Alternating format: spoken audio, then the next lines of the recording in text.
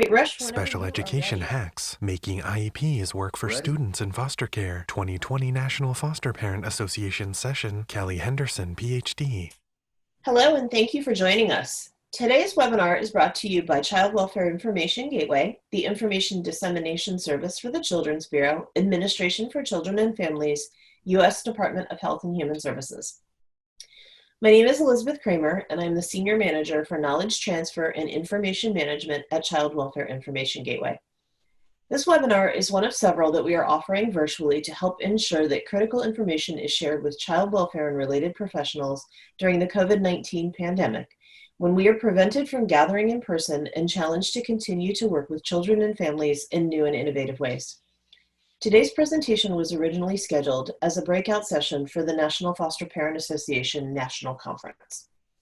Just a few notes, we are recording today's webinar and we'll be making this recording available on our website at www.childwelfare.gov. And now, today, I'm very excited to introduce our session, Special Education Hacks, Making IEPs Work for Students in Foster Care with Dr. Callie Henderson. Dr. Henderson, I'm going to go ahead and turn it over to you. Dr. Henderson appears in Thank the you so upper much, right Elizabeth. corner of the screen. Thanks to the Gateway and thanks to NFPA for inviting me to do this. I did, as Elizabeth said, propose this session prior to COVID. So we aren't going to talk in detail in our 45-minute window today too much about the COVID overlay. That is really important to understand, but it is an ever evolving process and it looks very different state to state and, to be honest, locality to locality. So we are always available at Formed Families Forward to help families navigate that tricky new world. But today we're really going to focus FormedFamiliesForward.org. on, and there's plenty to focus on without the COVID overlay, on just helping foster, adoptive, and kinship. But we're going to focus today a lot on foster families support their children who may be receiving or should be receiving special education. So that's our window. I do hope that to keep it to 45 minutes, I do have this term hacks. We've talked about we know the computer hacks and we know life hacks, and so we thought we'd talk a little bit about special education hacks. And if you've been around for a while, and been involved in special education with your children now or in the past, you know that there's a lot of vocabulary, there's a lot of process, there's a lot of policy, there's a lot of regulation, there's a lot of paper involved with special education. And so we're trying to find some things that you may know but may have forgotten or may not be leveraging to your benefit or to the benefit of your children. So that's sort of what we're calling hacks. So there's a little symbol on some of the slides that reminds me to talk to you about what those hacks are. You should be able to access these slides as a handout. There are a lot of slides. I'm not going to, again, in our 45-minute goal window, go through every one in great detail. So I will just make reference that you have more information in your handouts than we're going to get into in detail. So first of all, very briefly, who we are. Formed Families Forward is a family-led, family-run resource center in Northern Virginia. We specifically focus on training and providing direct support to foster, adoptive, and kinship families who are raising children with special needs, as well as the professionals that our families touch. So we do this really free of charge to families. So we offer free trainings, consultations. Those are typically fairly intensive one-on-one by phone or in person, but right now by phone, consultations to families who may be experiencing some frustration or need some support in moving forward with their situation with their child or children. We do a lot of events, obviously not recently in person. We have peer support groups, and we actually offer virtual peer support groups as of spring. We'll see how that goes in fall. And those are for youth and young adults, 14 to 22-year-olds. And we also have a separate group for parents and caregivers, open to anybody who feels they could use some peer support. Those are led by clinicians. We do a lot of resource navigation. We have a really good resource directory for our region, all kinds of supports, agencies, organizations. And we've just launched, since we're talking about the COVID era, we've launched a new respite care program where kinship families are able to get free respite care 10 hours a week to support their personal needs, their medical needs, their work needs, providing that level of care to the children and their kinship families. We are, since we're talking about education, we also are a family partner to Virginia Tiered Systems of Support, which is an education reform project. So if you are familiar with PBIS, Positive Behavior Interventions and Supports, or MTSS, Multi-Tiered Systems, if we're outside of Virginia, that is our state project that focuses on that approach. There's our email and website. You are more than welcome to contact us anytime, especially if we're not covering something that is of great relevance for you yourself personally.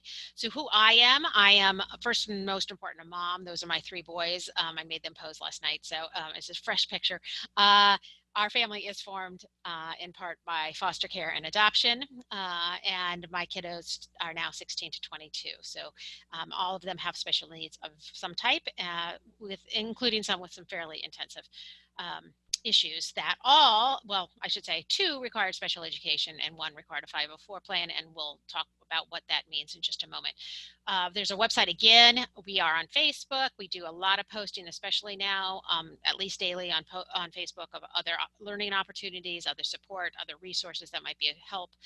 We're now on Insta, and we also tweet. So please join us in one of those ways. Even if you're not in Northern Virginia, we do share lots of information of interest to lots of folks in the foster care world.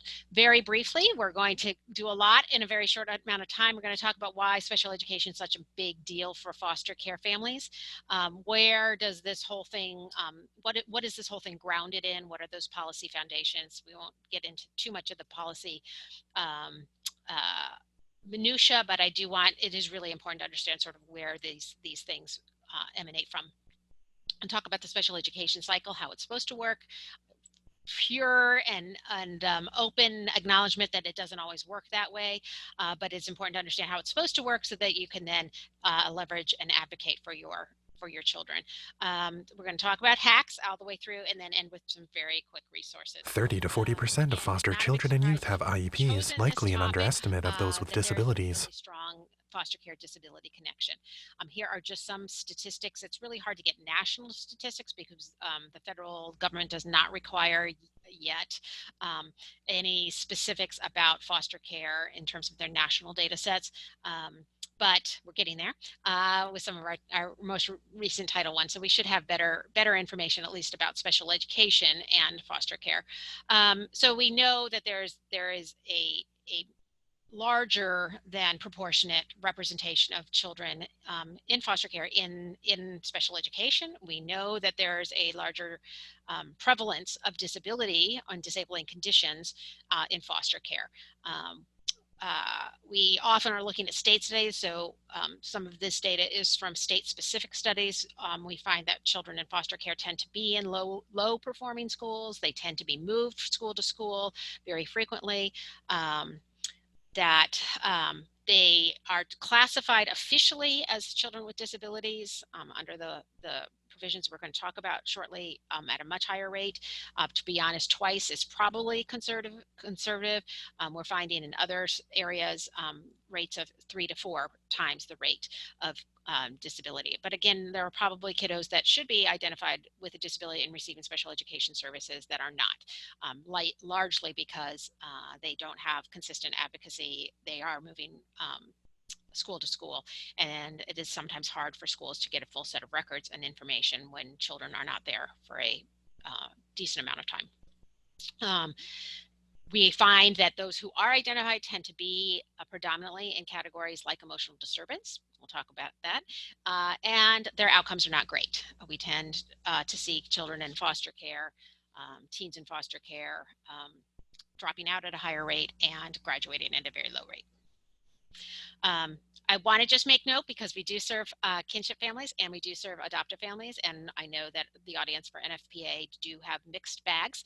So these issues apply to those populations as well. We see a higher prevalence of disability and special needs amongst those populations. So that's just a nod to the reality there. So what are the formal options for supporting children with special needs through our education system? Well, there are a number of federal mandates, requirements, provisions. The first set really talk about access. Can individuals with disabilities, and these both the Rehabilitation Act and the Americans with Disabilities Act talk about all individuals with disabilities, not just children, and they really focus on access. From a civil rights perspective, are individuals with disabilities being provided the same access to opportunities. 504 of the Rehabilitation Act talk to services that are publicly funded, and then in 1990 we just had an anniversary of that law, a big anniversary, 40 years, 30 years, excuse me, 30 years of the ADA this month. Talk to expanding that to any public accommodation. So those two federal laws really speak to, again, access and equal opportunity. In education, we do a lot of talking about the Individuals with Disabilities Education Act, or IDEA. Sometimes people call it IDEA. And that specifically talks about services for individuals who have been identified, individuals meaning children and young adults, who have been identified as having a disability under that set of provisions under IDEA. So the coverage is much broader under Rehabilitation Act than it is for IDEA. And then, of course, and we won't talk about today, there are lots and lots of formal options for supports of foster children who have special needs in other systems, namely child welfare and sometimes vocational rehabilitation. So we aren't going to talk about those, but they are important to acknowledge that those are there and should be working for you. One slide on 504, because we're not going to get into the nitty gritty of this, but some of you may have raised children or are raising children who have a 504 plan, and that's where that term comes from. And it was really a section of the Rehabilitation Act of 73 that, again, focuses on access and protecting the rights of individuals to access programming. Prohibits discrimination based on disability. And the term there in the second bullet is really important: physical or mental impairment that substantially limits a major life activity. And that's the criteria, very broad, again, for 504, and again, ADA for expanding services to more public accommodations, that allows an individual child to receive accommodations and supports to allow them to have access to those programs. It is much broader. It is not nearly as specific as IDA. So we're not going to talk a lot about it, because I think a lot of and the title of this presentation talks about IEPs, individualized education programs, and that really comes out of the Individuals with Disabilities Education Act, IDEA. So what are the fundamental concepts of IDEA? And this was passed in 1975, so a couple years after the Rehabilitation Act. Specifically designed instruction at no cost to parents to meet the unique needs of a child with disabilities. And it is a trickle down. The feds set some fairly specific statute and even more specific regulations about IDEA and what children with disabilities should be receiving and how they're supposed to be receiving it and who gets to determine who and what they get. So that happens at the federal level, but then every state has to take that set of statute and regulations and make it their own and implement it, make it implementable, and then implement it at the state level. And so every state has a set of regulations, special education regulations, that are designed to implement the IDEA. And that's probably the number one hack for you today, is to make sure, if you have not seen and don't have a copy in your back pocket or linked on your phone or computer, it is really important to be very familiar with the regulations in your state, the special education regulations or the regulations implementing IDEA. So what is special education? It is very, very well defined. It is specially designed instruction. So this distinguishes, and this is the first bullet, it's really important because it distinguishes a bit from 504 services, which really focus on access.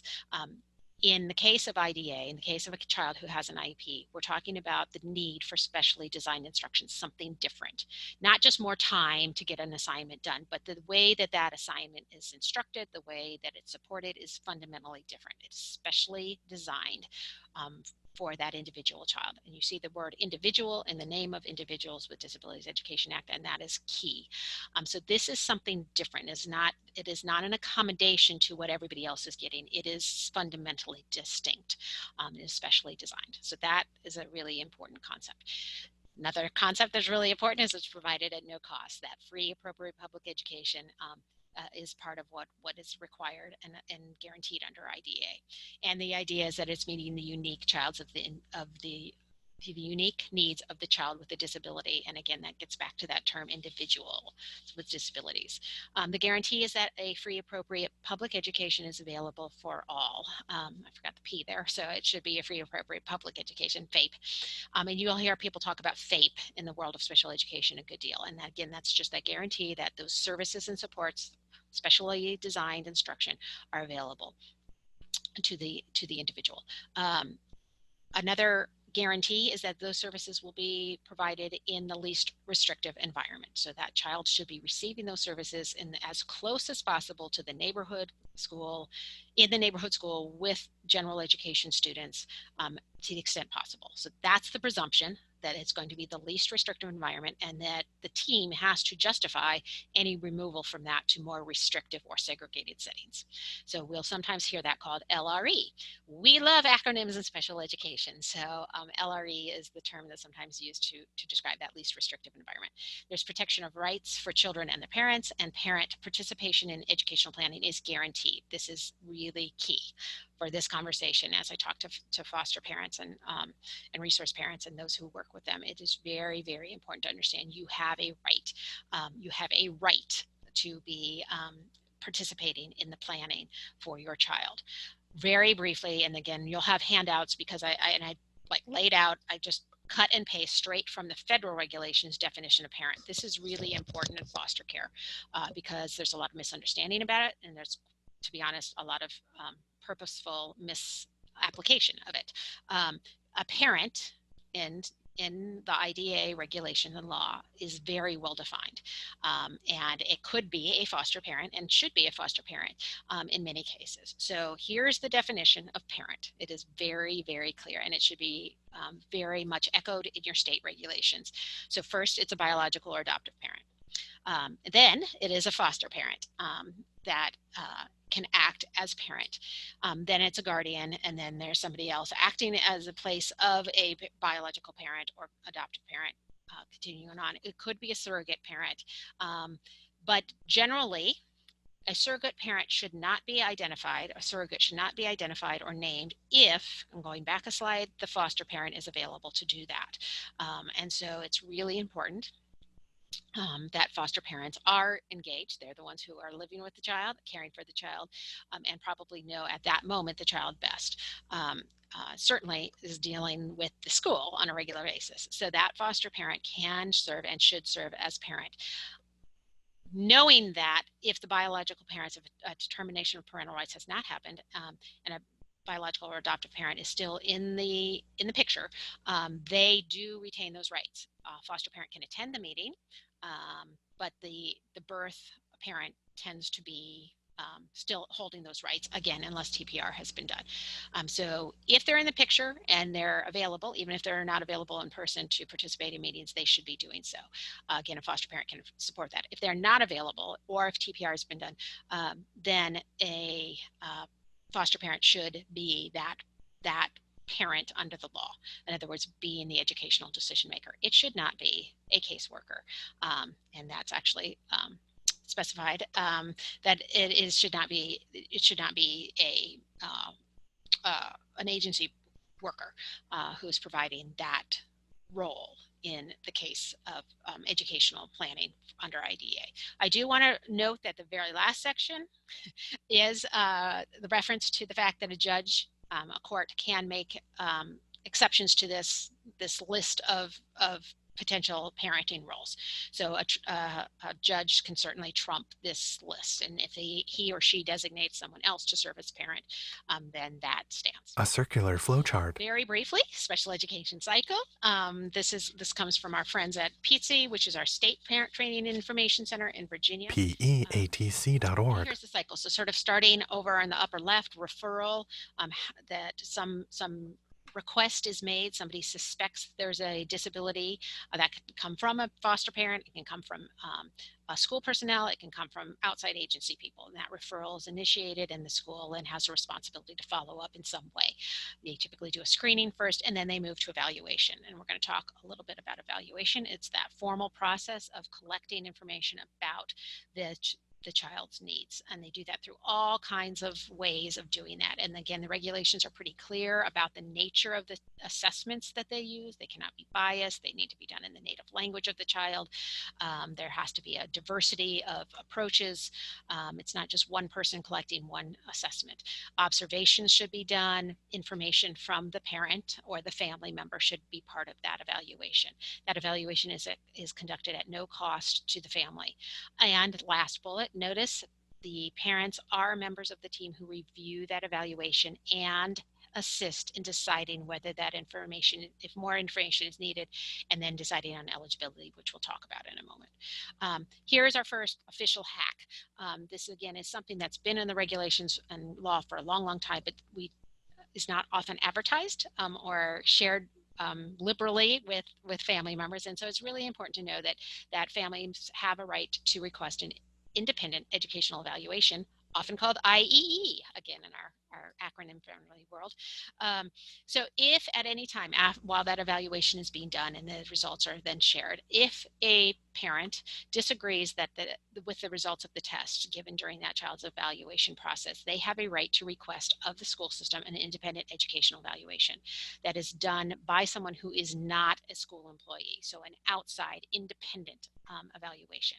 Parents generally get that free of charge. They request that of the school, and largely, if it's a reasonable request, the schools will do that without much hesitation.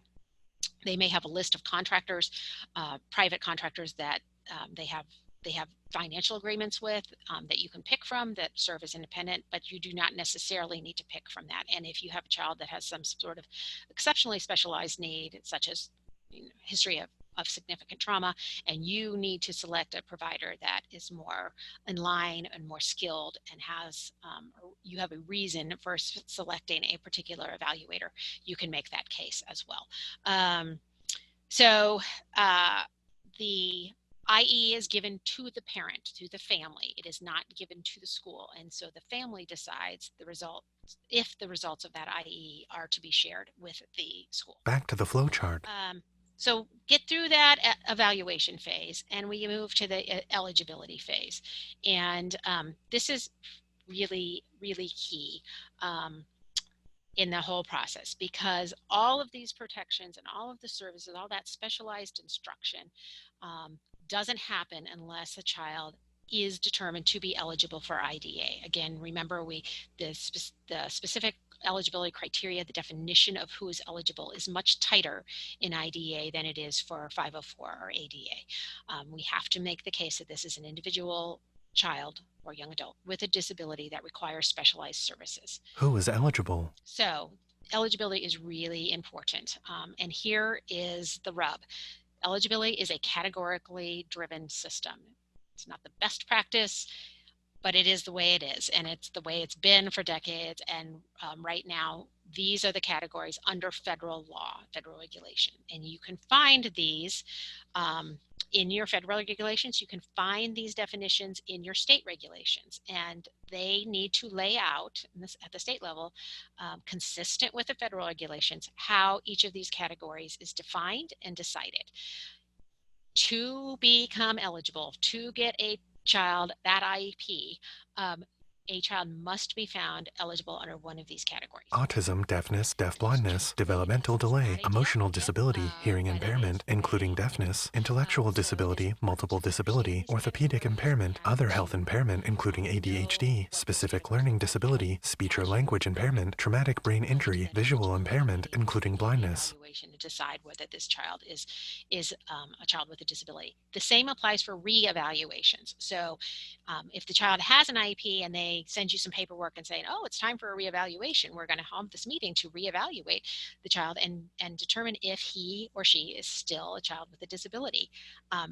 These categories still apply. So they're probably identified with one of these categories already if they have an IEP, and you need to decide as part of the team whether that continues to be an applicable situation. There are some categories we know are not going to change, right? If you have a traumatic brain injury, you likely are going to continue to have a traumatic brain injury, but there are other categories that may dissipate or lessen in need, such as developmental delay, possibly speech and language are some of those. And in some cases, we've seen specific learning disabilities sort of discontinue depending on the individual need of the child and the development that as they grow and gain skills, whether that continues to be a need. So these are the categories. Really important to know that. So Eligibility, making it through the door. task here in eligibility is to, in my guidance and wisdom, is that you should really understand the categories, but recognize that those categories are simply a way to make it through the door. And so sometimes families get really wrapped up in the language and get really concerned about the terminology.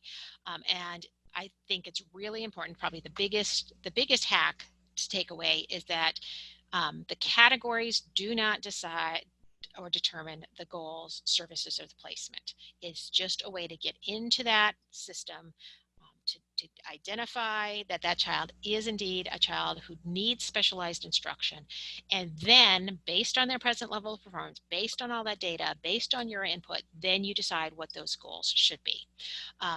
A category should not decide goals. You should not have goals for learning disabilities. You should not have goals for autism. You should not have goals for emotional disturbance.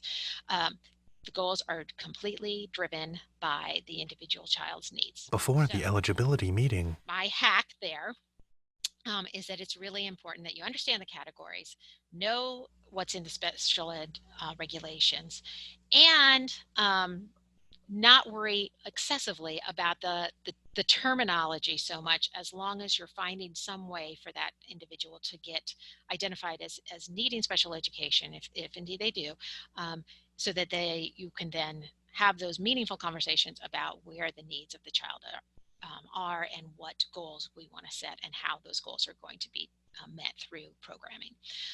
So hacks here: understand those categories, ask for definitions. Some schools actually have forms for each of those disability categories, and the team has to literally go through and check them off, criteria by criteria. But also, especially if this is your first evaluation, if this is an initial evaluation, request an interpretive conference or other consultation or information that helps you understand what that team is going to be looking at before you're sitting at the table. I know a lot of families that get in a very uncomfortable situation where they are literally handed the evaluation at that meeting and expected to make a decision based on that, to have meaningful collaboration and conversation at that time. And they're not prepared to do it. Nobody would be prepared to do that if you're being handed usually a stack of like 50 sheets of paper with a bunch of evaluation information, assessment information. So it is not required. The federal law does not require an interpretive conference be offered prior to, but it is certainly your opportunity to ask for one. It saves them time in the long run because you're not sitting there trying to make sense of it as they talk. And often the school psychologist or another special education consultant will be the person to share and review the information. So you understand the percentile scores, you understand the subtests, you understand what all of these things mean before you enter that conversation.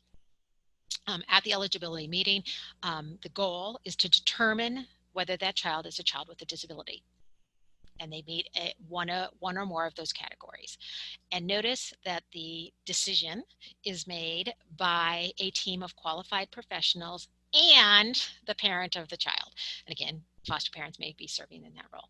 So the word consensus is not actually found in the regulations in the federal level, but it is certainly the intent. And in fact, there's policy letters from the feds that clarify that you can't do a majority vote. That is not the intent. So the intent is that you are working collaboratively. However, if that consensus doesn't happen and you have concerns and you believe that your child should be eligible under a certain category, or you believe they should not be eligible and the team goes a different direction, then you need to make clear that you are dissenting from that you are asking for written documentation regarding your concerns. And they will likely put that in what's called a prior written notice. And we'll talk a little bit about that later. So just know that's the goal. In Virginia, the state I know best, there's actually is language in the regulations that uses the term consensus, and so there may be similar intent or specifics in your state. So good to know that, and a good thing to just remind the group that that is the expectation, that we're to work towards consensus. So once you're past eligibility, we're moving quickly, then the IEP, and probably this is the biggest, I just said the other one's the biggest hack, but this is also a big hack, in that the IEP, once you're through that door of eligibility, again, regardless of the category, and that child is determined to need special education services and related supports, then the art and the science of getting the services to the child is the IEP, the Individualized Education Program. And I note the word program because it really is a program of services. It's not a plan. Some people often use the term plan, but it actually is program. And I believe that's purposeful. And it is, I think, an indicator of the comprehensiveness of what an IEP should be. So the school system should provide prior written notice. Again, we'll talk a lot. We'll see references to prior written notice, but and we'll talk a little bit about that is. But the idea is that the family is made aware of anything. There's no surprises of what's coming up.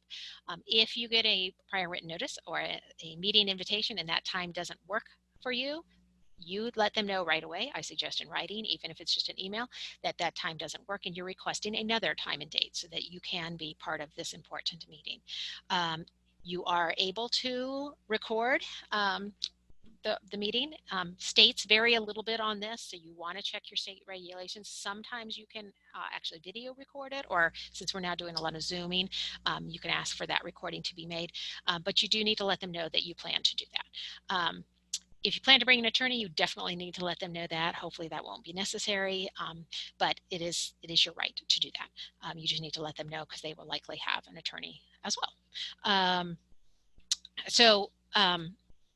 Another important hack is to ask, again, in writing, that the school share any information that they have to prepare for the meeting. So if they have drafted goals, it would be good to have those. Again, not required. They are under no obligation to provide those draft goals, but it does speed up the meeting. It does give you the opportunity to be as informed as possible.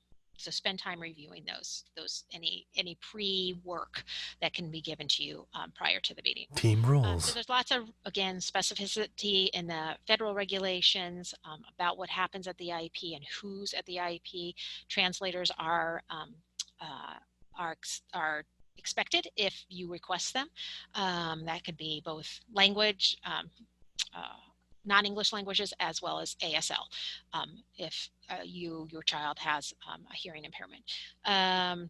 Others can attend the meeting at the invitation of the parent or the district, as long as they have some knowledge of the student, and the parent or the school, whoever is doing the inviting, has the right to decide whether that is an appropriate person. So you can bring your neighbor because they are a good emotional support to you. They know your child, and school system can't say, oh, we can't have the neighbor here. You get to decide who it is that is appropriate if you are inviting them.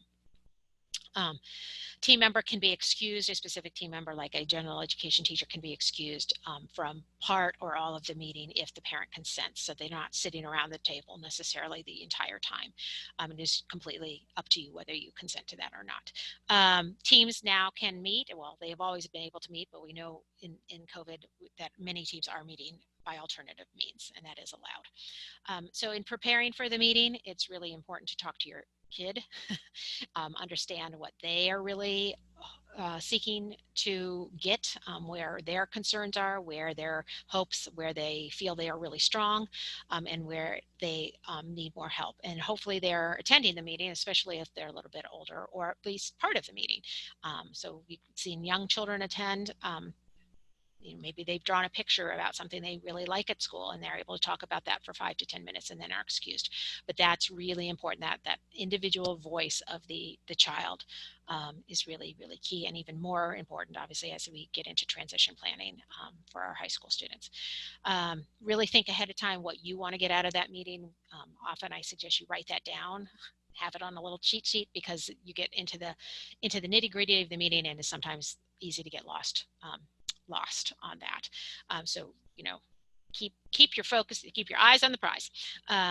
You can prepare your present level of performance statement. We'll talk a little bit about that.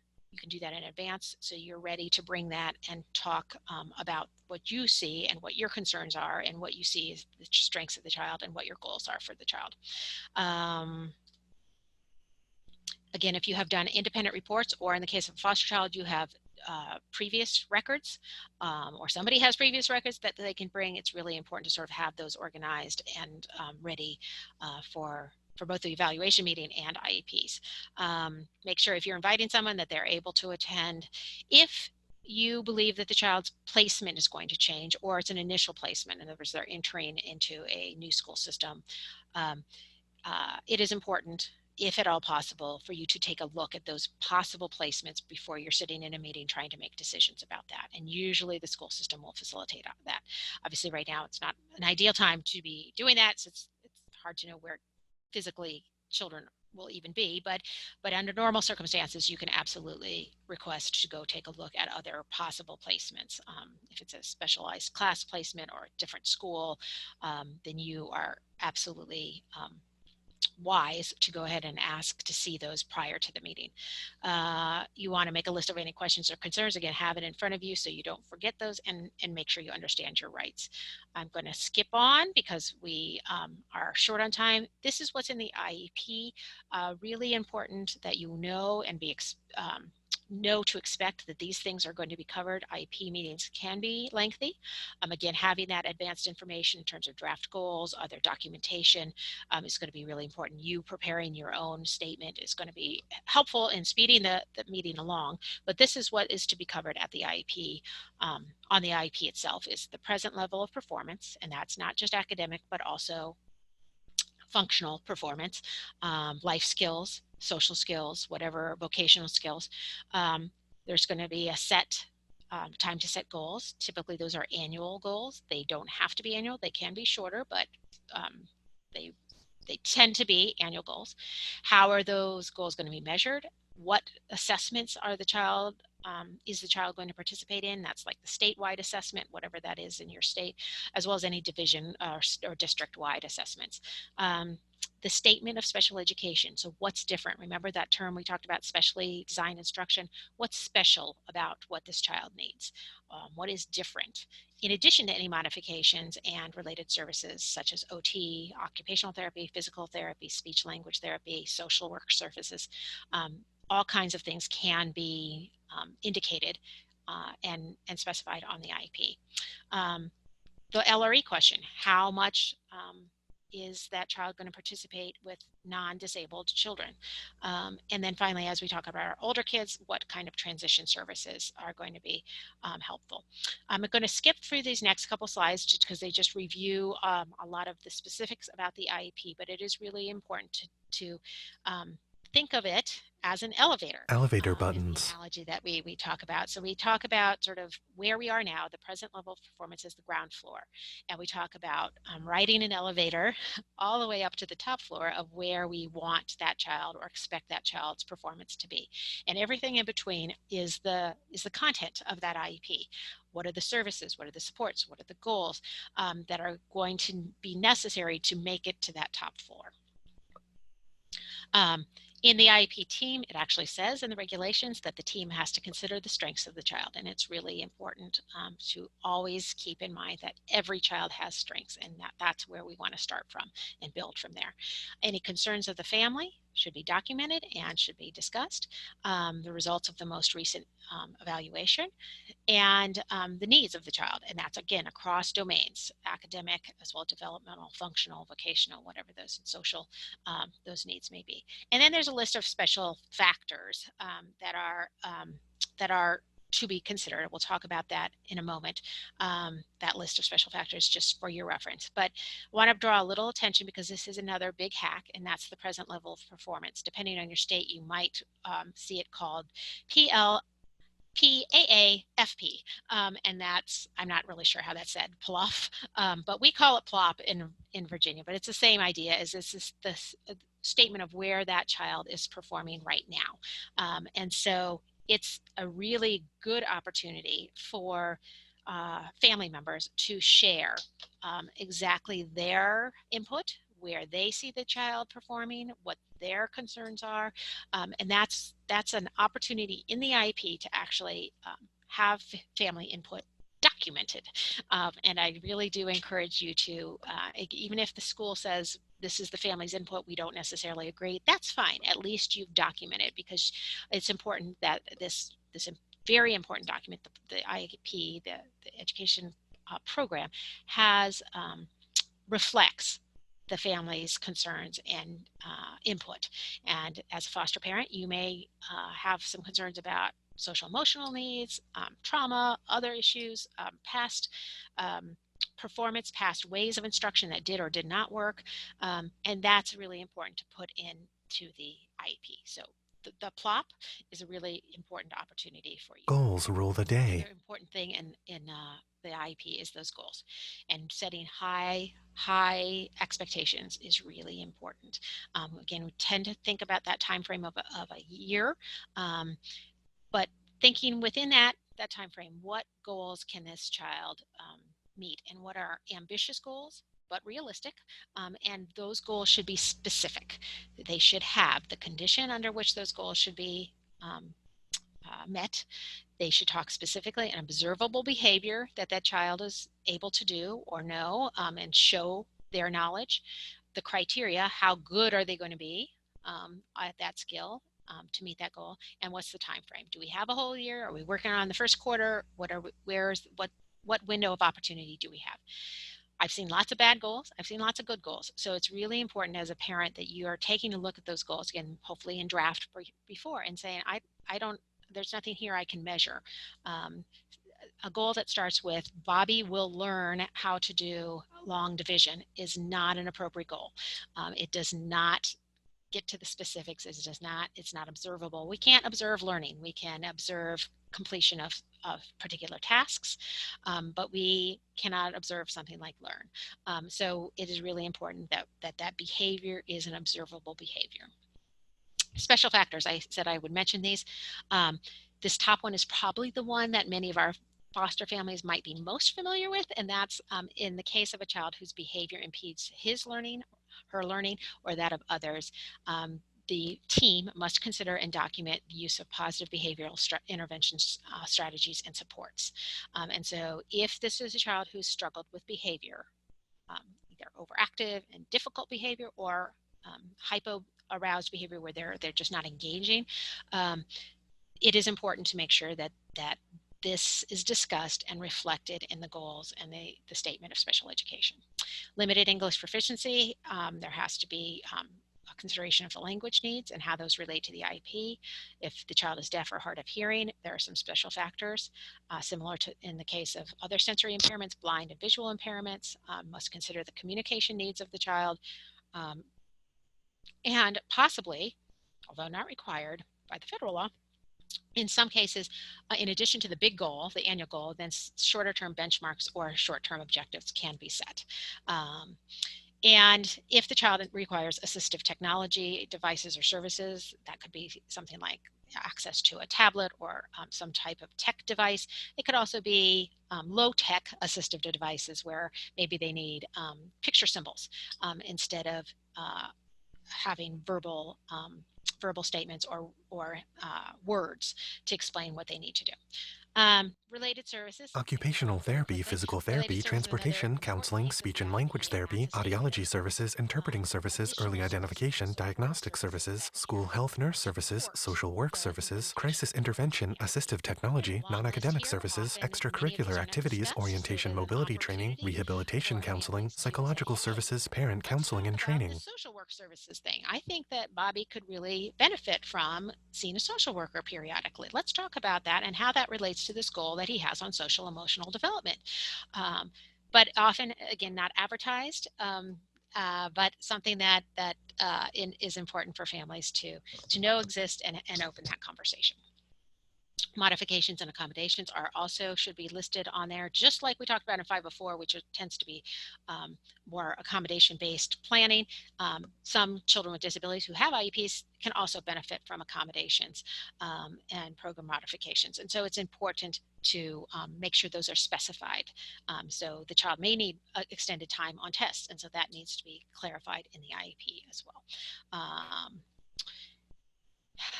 Okay, I'm going to move on quickly. Oops, that's my timer. So I'm going to wrap up pretty quickly here. So if they are taking assessments, they definitely need to have a statement of what accommodations they need for that assessment, as well as for what's happening in the classroom. Transition services is really important for our kiddos that are a little bit older, because we know that the right to a free appropriate public education does end at some point. If they graduate and receive a diploma, that right ends. If they are a child who maybe have more needs and will be connected to the school system for longer, up typically through age 22, depending on your state, it varies a little bit, but around the age 22, they should be receiving services and goals should be developed. And so by the year that the child turns 16, so if the child's 15, about to be 16, so in that next year, they will be turning 16, the IEP must have post-secondary goals in the IEP, as well as a statement of transition services. In many states, that is earlier. In Virginia, for example, it's 14.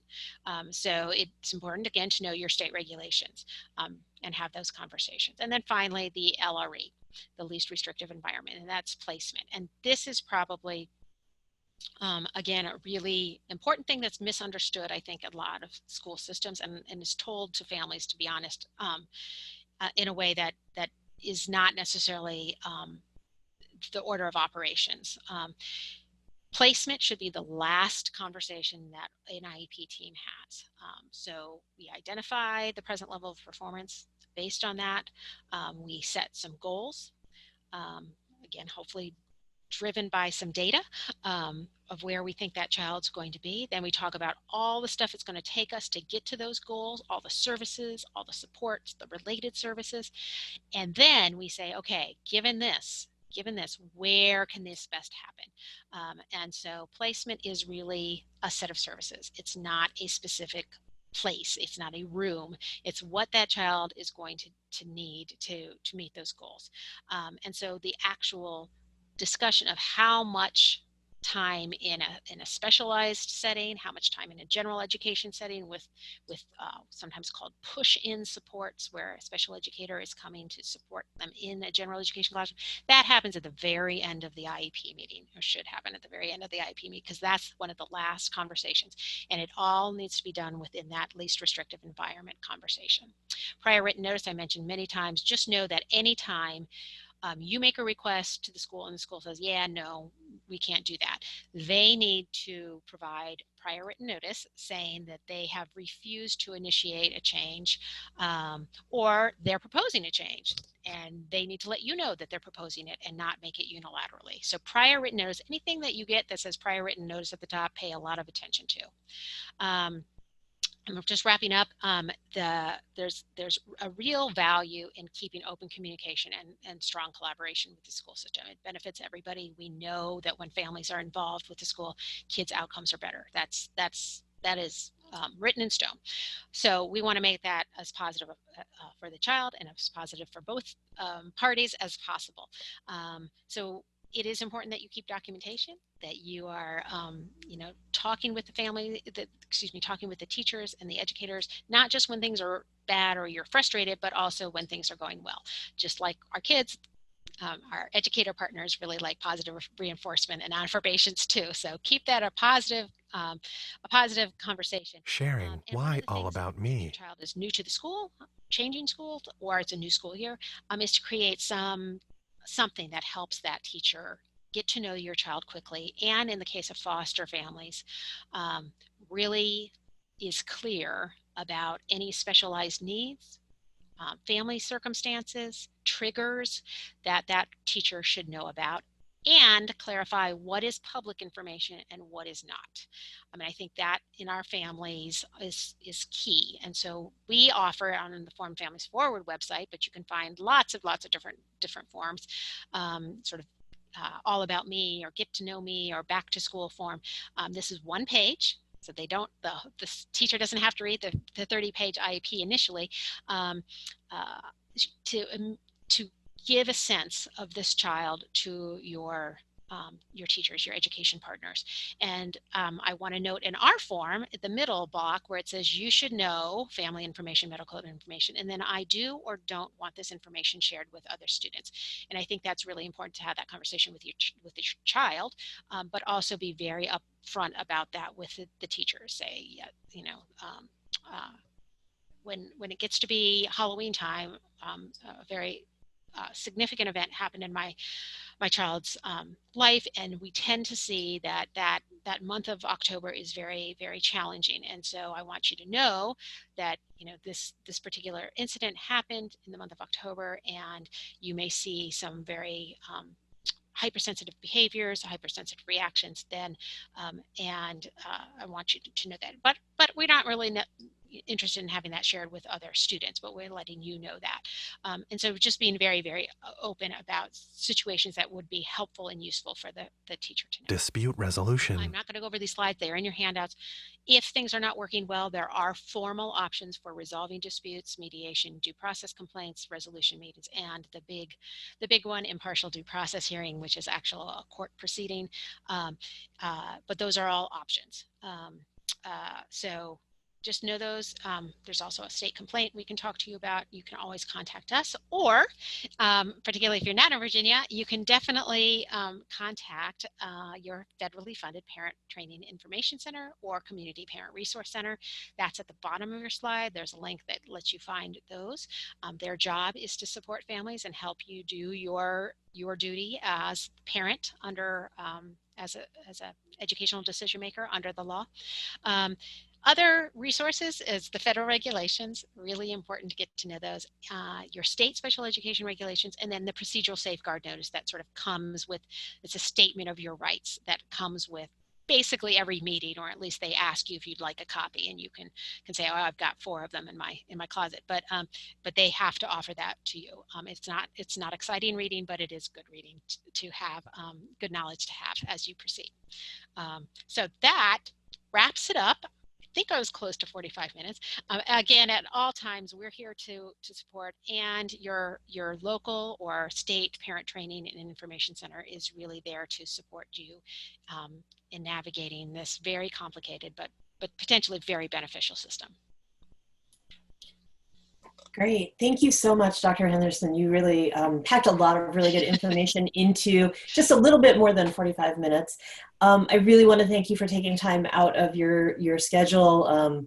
Clearly, you've got a lot going on between your work and then your 3 lovely boys, whom I'm sure keep you really busy. So thank you very much for sharing that with us this morning. And I look forward to making this available to a broader audience. Great. Thank you for having me. All right. Thank you. Take care. Have a good day. You too. Bye-bye.